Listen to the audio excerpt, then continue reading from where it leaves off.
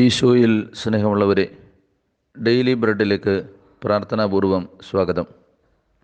96-ാം സങ്കീർത്തനം 3 മുതലുള്ള തിരുവചനം.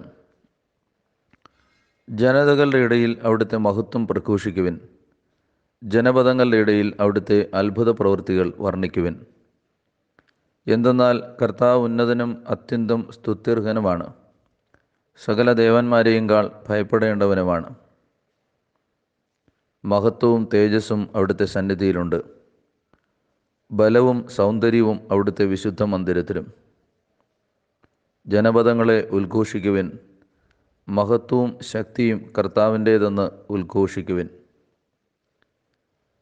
രാജാധിരാജനായ കർത്താവിനെ സ്തുതിക്കുവാനുള്ള ആഹ്വാനമാണ് ഈ സങ്കീർത്തനം. ജനതകളുടെ ഇടയിൽ അവിടുത്തെ മഹത്വത്തെ പ്രഘോഷിക്കണം. അവിടുന്ന് നമുക്കിടയിൽ ചെയ്ത അത്ഭുത പ്രവൃത്തികളെ ജനപദങ്ങളുടെ ഇടയിൽ വർണ്ണിക്കുകയും വിവരിക്കുകയും ചെയ്യണം. എന്തുകൊണ്ടാണ് അങ്ങനെ ചെയ്യേണ്ടത്? കർത്താവ് ഉന്നതനാണ്, അതുകൊണ്ട് അത്യന്തം സ്തുത്യർഹനാണ്. ഉന്നതനായ ദൈവമായതുകൊണ്ട് അത്യന്തം സ്തുതിക്ക് അവിടുന്ന് അർഹനാണ്. ദൈവത്തിൻ്റെ ഔന്നത്യം, അത്യുന്നതനായ ദൈവം, എല്ലാറ്റിൻ്റെയും മുകളിൽ നിൽക്കുന്ന ദൈവം, എല്ലാറ്റിനേക്കാളും ഉയർന്നു നിൽക്കുന്ന ദൈവം. യെശയ്യാ പ്രവചിക്കുന്നത് പോലെ അന്ന് കർത്താവ് മാത്രം ഉയർന്നു നിൽക്കും എന്ന വിധത്തിലുള്ള ദൈവത്തിൻ്റെ ഔന്നത്യം. ഈ ഔന്നത്യം തിരിച്ചറിയുമ്പോഴാണ് ഒരാൾക്ക് സ്തുതിക്കാൻ കഴിയുന്നത്. സ്തുതികൾ ഉയരുന്നത്, സ്തുതികൾ ഹൃദയത്തിൽ നിന്ന് പുറപ്പെടുന്നത് ഉന്നതനായ ദൈവത്തെ തിരിച്ചറിയുമ്പോഴാണ്. ദൈവത്തിൻ്റെ വലിപ്പം തിരിച്ചറിഞ്ഞ വ്യക്തിയുടെ സ്വാഭാവിക പ്രതികരണമാണ് സ്തുതിഗീതങ്ങൾ. സ്തുതിയും സ്തോത്രവും സമർപ്പിക്കാൻ കഴിയാത്തതിൻ്റെ കാരണം ലോകത്തിലുള്ള പലതിനേക്കാളും, തങ്ങളെക്കാളും, ലോകത്തിലുള്ള വ്യക്തികളെയും വസ്തുക്കളെക്കാളും വലുതായി ദൈവത്തെ തിരിച്ചറിയാത്തതാണ്.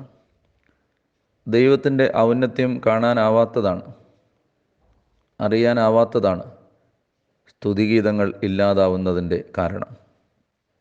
ഒരാൾ തന്നെ തന്നെ സ്തുതിക്കുന്നതും ഉയർത്തുന്നതും മഹത്വപ്പെടുത്തുന്നതും ദൈവത്തിൻ്റെ വലിപ്പം തിരിച്ചറിയാത്തതുകൊണ്ടാണ്. നിങ്ങളുടെ ഈ ദിവസം ദൈവം അനുഗ്രഹിക്കട്ടെ എന്ന് പ്രാർത്ഥിക്കുന്നു. സ്നേഹപൂർവം, ഫാദർ ഡാനിയൽ പൂവണ്ണത്തിൽ. ഈശോയിൽ സ്നേഹമുള്ളവരെ, ഡെയിലി ബ്രെഡിലേക്ക് പ്രാർത്ഥനാപൂർവം സ്വാഗതം. 91-ാം സങ്കീർത്തനം 9-ഉം 10-ഉം തിരുവചനം. നീ കർത്താവിൽ ആശ്രയിച്ചു, അത്യുന്നതനിൽ നീ വാസമുറപ്പിച്ചു. നിനക്ക് ഒരു തിന്മയും ഭവിക്കുകയില്ല, ഒരനർത്ഥവും നിന്റെ കൂടാരത്തെ സമീപിക്കുകയില്ല. സുപരിചിതമായ സങ്കീർത്തന ഭാഗമാണിത്. കർത്താവിൻ്റെ സംരക്ഷണത്തെപ്പറ്റി ദൈവഭക്തൻ പൂർണ്ണമായ തൻ്റെ ഹൃദയത്തിലുള്ള ബോധ്യം പങ്കുവെക്കുകയാണ്. നീ അത്യുന്നതനിൽ വാസമുറപ്പിച്ചതുകൊണ്ട്, നീ കർത്താവിൽ ആശ്രയിച്ചതുകൊണ്ട് ഒരു തിന്മയും നിനക്ക് ഭവിക്കില്ല, ഒരനർത്ഥവും നിന്റെ കൂടാരത്തെ സമീപിക്കില്ല. അത്യുന്നതനായ ദൈവത്തിൽ വാസമുറപ്പിക്കുക, ദൈവ സാന്നിധ്യത്തിൽ നിരന്തരം വ്യാപരിക്കുക,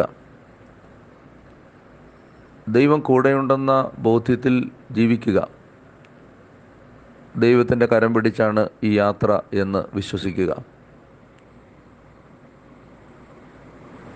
കർത്താവിൽ പൂർണ്ണമായും ആശ്രയിക്കുക. സ്വന്തം ശക്തിയെ അവലംബമാക്കാതിരിക്കുക. ഇങ്ങനെ ചെയ്യുമ്പോൾ ഒരു തിന്മയും നിനക്ക് ഭവിക്കില്ല, അനർത്ഥങ്ങളൊന്നും കൂടാരത്തോട് അടുക്കില്ല. നന്മയായോ തിന്മയായോ താൽക്കാലികമായി തോന്നുന്ന എല്ലാ അനുഭവങ്ങളും ആത്യന്തികമായി നിൻ്റെ നന്മയ്ക്കായി മാറ്റപ്പെടും.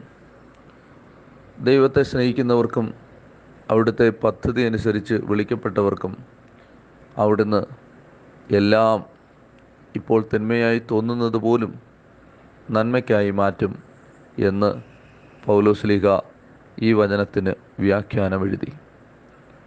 നിങ്ങളുടെ ദിവസം ദൈവം അനുഗ്രഹിക്കട്ടെ എന്ന് ഞാൻ പ്രാർത്ഥിക്കുന്നു. സ്നേഹപൂർവം, ഫാദർ ഡാനിയേൽ പൂവണ്ണത്തിൽ.